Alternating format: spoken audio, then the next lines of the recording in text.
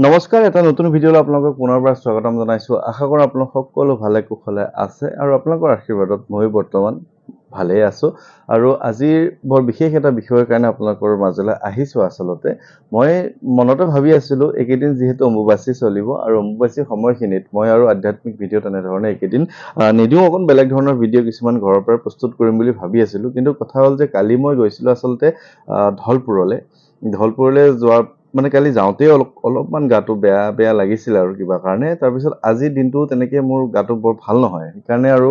তেনে ধৰণে থাকি গ'ল কিন্তু আজি বৰ বিশেষ এটা জৰুৰী কথাৰ কাৰণে আপোনালোকৰ মাজলৈ আহিছো আৰু সেই কথাটো এনেকুৱা ধৰণৰ যে এইকেইদিন আপোনালোকে হনুমান চালিচা পাঠ কৰিব পাৰিব নে নাই প্ৰত্যেকৰে একে ধৰণৰ প্ৰশ্ন আহিছে বহুতে মোক আজিও ফোন কৰি কৈছে যে আপুনি আপোনাৰ গোসাঁই ঘৰত আজি এগছি চাকি জ্বলাওক কিছুমানে কৈছে যে অহা মঙ্গলবাৰে মোৰ হৈ এগছি চাকি জ্বলাওক তেনে ধৰণে বিভিন্ন ধৰণৰ কথাখিনি কৈ আছে কিন্তু মই ৩-৪ দিন আগৰ পৰা অম্বুবাচীৰ এই কথাখিনি আপোনালোকক জনাই আহিছো যেহেতু আমি অম্বুবাচীৰ এই সময়খিনি মা কামাখ্যাৰ যি কথাখিনি আসলতে যি ধৰিত্ৰী হওক বা বসুমতী বুলি যিয়ে কওক আপুনি পাৰ্বতী হওক সতী হওক তেওঁৰ যিটো এই সময়খিনি ৰজস্বলা হোৱাৰ যিটো নিয়ম প্ৰকৃতিৰ নিয়ম সেই কথাটো আমাৰ যিটো হিন্দু সনাতন ধৰ্মৰ মতে আমি অত বছৰৰ পৰা প্ৰচলন হৈ আহিছে বা আমি এই নীতি নিয়মত আমি চলি আহিছো গতিকে আমাৰ যি গোসাঁই ঘৰ নামঘৰ এই কেইদিন অৰ্থাৎ আজি দুপৰীয়াৰ পৰা সম্পূৰ্ণৰূপে বন্ধ আছে ২৬ তাৰিখলৈকে অৰ্থাৎ ২৬ তাৰিখেও আমাৰ গোসাঁই ঘৰ খোলা নহ'ব ২৭ তাৰিখেও খোলা নহ'ব আমাৰ গোসাঁই ঘৰ তাৰ পিছৰ দেওবাৰটো থাকি তাৰ পিছৰ সোমবাৰটো অহা সোমবাৰ মানে অহা কালিলৈ সোমবাৰটো গৈ তাৰ পিছৰ সোমবাৰৰ পৰাহে আমাৰ গোসাঁই ঘৰ আচলতে খোলা হ'ব কাৰণ খুদি যিটো এটা সিস্টেম আছে খুদি হ'ব লাগিব গোটেই গোসাঁই ঘৰৰ কাপোৰ কানি যিমান যি আছে নিয়ম নীতি চন্দ্ৰ তাপে হওক বা বিভিন্ন ধৰণৰ যিখিনি গোসাঁই থাপনা আমি অলপ চাফ চিকুণ কৰিবলগীয়া এটা নিয়ম আছে গতিকে আমাৰ যিহেতু ব্যক্তিগত নামঘৰ ঘৰুৱা নামঘৰ গতিকে কিছু সময় লাগে দেউতাৰো গাটো আজি ইমান তাত ঠিক নহয় গতিকে এইকেইদিন আমাৰ গোসাঁই ঘৰ আচলতে বন্ধ থাকিব গতিকে চাকি বন্তি কোনো কাৰণে এইকেইদিন দিয়া নহ'ব গতিকে এই হাতৰ সুদিটো বা হাতৰ যিটো নিয়মটো অম্বুবাচীৰ এই নিয়মখিনি মনা নমনাক লৈ অসমতো বিভিন্ন ধৰণৰ কথা আছে এতিয়া আমি যিসকলে মানুহ তেওঁলোকৰ কাৰণে যিখিনি ইতিমধ্যে মই নিয়ম যোৱাকালিও কৈছো তাৰ আগৰ দিনাও কৈছো যে কেনে ধৰণে আপুনি কি নিয়ম পালন কৰিব যোৱাকালিৰ ভিডিঅ'টো চালে আপোনালোকে ইতিমধ্যে গম পাব কিন্তু ইয়াৰ মাজতো আমাৰ অসমতো আচলতে অম্বুবাচীৰ এই নিয়মখিনি নমনাও বহু কেইজন বা বহু কেইখন সমাজ আছে বুলি ক'ব পাৰি আৰু সেই সমাজখিনিৰ পৰাও মোৰ বিভিন্ন ধৰণে ফোন আহি আছে যে আমি আগৰ পৰা এই নিয়মটো পালন কৰি পোৱা নাই এইবাৰ পালন কৰিব পাৰিম নে নাই বা এইবাৰ আমি পালন কৰিব বিচাৰিছো আপোনাৰ ভিডিঅ'খিনি চাই থাকো কিন্তু এই ক্ষেত্ৰত মই আপোনালোকক এটা কথাই ক'ব বিচাৰিম যে আপোনাৰ যিখন সমাজ আপোনাৰ সমাজখন আপোনালোকৰ মতে এখন শুদ্ধ সমাজ আমাৰ সমাজখন আমাৰ মতে এখন শুদ্ধ সমাজ মই কোনো কাৰণে কেতিয়াও কোনো লোকক বিভ্ৰান্তিকৰ সৃষ্টি কৰিব পৰাকৈ কথা কোনো দিন কৈ পোৱা নাই আৰু নকওঁ কাৰণ আপোনাৰ যিখিনি নীতি নিয়ম আছে আপোনাৰ যিখিনি যুক্তি আছে আপোনাৰ যি উপাসনা কৰাৰ নিয়ম আছে সেইখিনি আপোনাৰ মতে শুদ্ধ আৰু আমাৰ যিখিনি নিয়ম আছে সেইখিনি আমাৰ মতে শুদ্ধ গতিকে আমি এই নিয়মটো অতীজৰ পৰা পালন কৰি আহিছো আৰু অতীজৰ পৰা আপোনাৰ কিছুমান সমাজে এই নিয়মটো পালন কৰা নাই গতিকে মই আপোনাক ক'ব নোৱাৰো যে আপুনি এই নিয়মটো পালন কৰক বা আপোনাক মই বাধ্যবাধকতা তেনেকুৱা ধৰণৰ কোনো কাৰণে ক'ব নোৱাৰো কিন্তু মই এই ক্ষেত্ৰত এই কথাটো ক'ব পাৰো যে যিহেতু যে সতী বা পাৰ্বতী বা বসুমতী সতী মানে আপোনালোকে গমেই পাইছে যে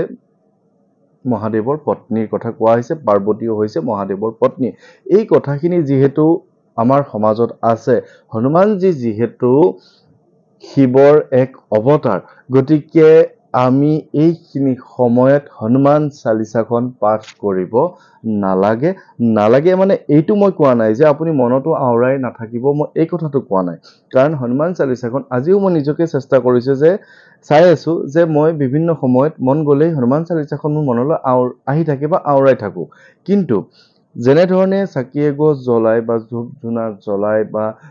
গোসাঁই ঘৰত যিটো নিয়মত আমি পালন কৰোঁ সেই কথাটো আচলতে মোৰ বন্ধ থাকিব বা আপোনালোককো মই পৰামৰ্শ এইটো দিব পাৰোঁ যিসকলে এই নিয়ম পালন কৰে তেওঁলোকে এইখিনি সময়ত চাকি ধূপ ধূনা কোনো কাৰণে জ্বলাব নালাগে তাৰ উপৰিও আপোনালোকে হনুমান চালিচা পাঠ কৰিব নালাগে আৰু মই এইখিনিও ক'ব বিচাৰিম যে যিসকল লোকে এইখিনি সময়ত আপোনালোকে অম্বুবাচী বা মা কামাখ্যাৰ ৰজস্বলাৰ এই নিয়ম নীতি বা নিয়ম বিধিখিনি পালন নকৰে তেওঁলোকেও কিন্তু হনুমান চালিচাখন পাঠ নকৰিলে ভাল। কাৰণ মই কৈছোঁ যে হনুমানজী হৈছে শিৱৰ অৱতাৰ আৰু শিৱৰ পত্নীৰ যি ৰজস্বলা হোৱাৰ এটা নিয়ম। গতিকে এই কথাখিনি আপোনালোকে বুজি পাইছেই যে মই কি ক'ব বিচাৰিছোঁ। গতিকে হনুমান চালিচাখন ইমানেই শক্তি, হনুমান চালিচাত ইমানেই শক্তি আছে যে যি শক্তি আপোনাৰ যিকোনো সমস্যা আপুনি একান্তভাৱে তেওঁক চিন্তা কৰিলে, একান্ত ভক্তিৰে তেওঁক মাতিলে, হনুমানজী যিহেতু চিৰঞ্জীৱী, আমাৰ মাজত তেওঁ এতিয়াও জীয়াই আছে। আজি মই এই কথাখিনি কৈ আছোঁ,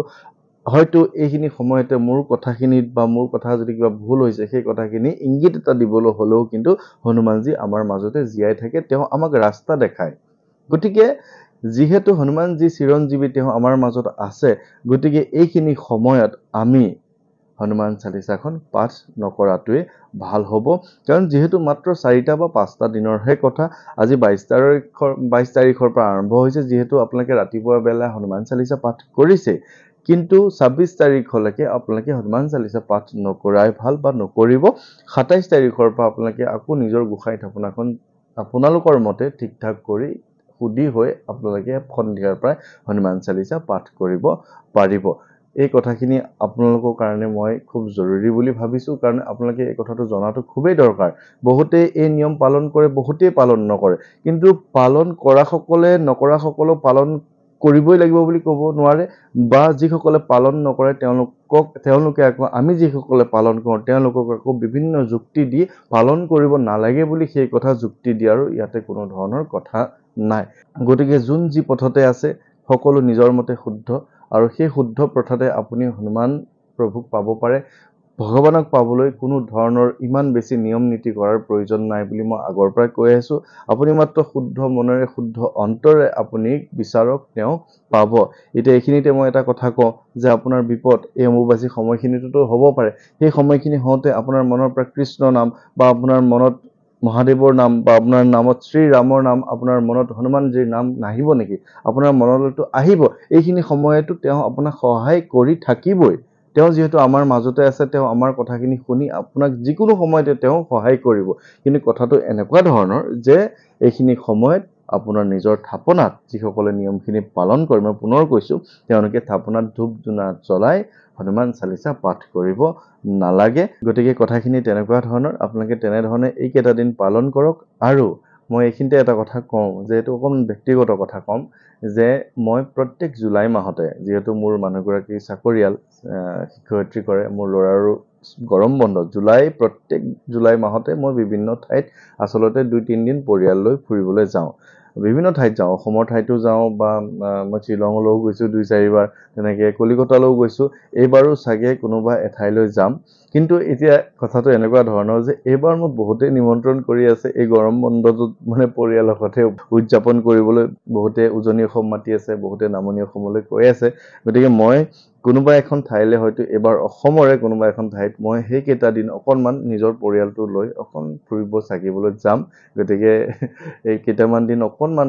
আজৰি বিচাৰিম, মই জিৰণি বিচাৰিম। এতিয়াও সময় আছে গৰম বন্ধলৈ, তথাপি মই আগতীয়াকৈ এই কথাটো কৈ থৈছোঁ। আৰু ক'লৈ যাব লাগে আপোনালোকে ক'ব, আপোনালোকৰ ওচৰে পাঁজৰে খুব ধুনীয়া ঠাই ক'ত আছে, কি কথা আপোনালোকে এই ভিডিঅ' কমেণ্টত আপোনালোকে জনাবচোন। মই যাবলৈ কিন্তু চেষ্টা কৰিম, কাৰণ এইবাৰ গৰম বন্ধটোত মই তেনেকৈ আগৰ দৰে 2-3 দিনৰ কাৰণে কোনোবা এঠাইলৈ যাম। হয়তো মই নামচাই যোৱা এটা পৰিকল্পনা কৰি আছোঁ, উজনি অসম একেবাৰে অৰুণাচলৰ ফালে। আৰু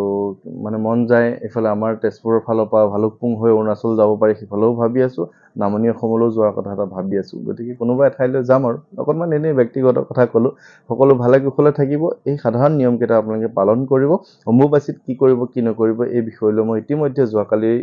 পৰহি ভিডিঅ' দিছোঁ, আপোনালোকে সেইটো চাব। আৰু হনুমান চালিচাখন এইকেইদিন আপোনালোকে পাঠ নকৰিব। সকলো ভালে কুশলে থাকিব। সকলোৰে কুশল মংগল কামনা কৰি আজিৰ এই ভিডিঅ'টো ইমানতে সামৰণি কৰিছোঁ। ধন্যবাদ, ভালে থাকিব।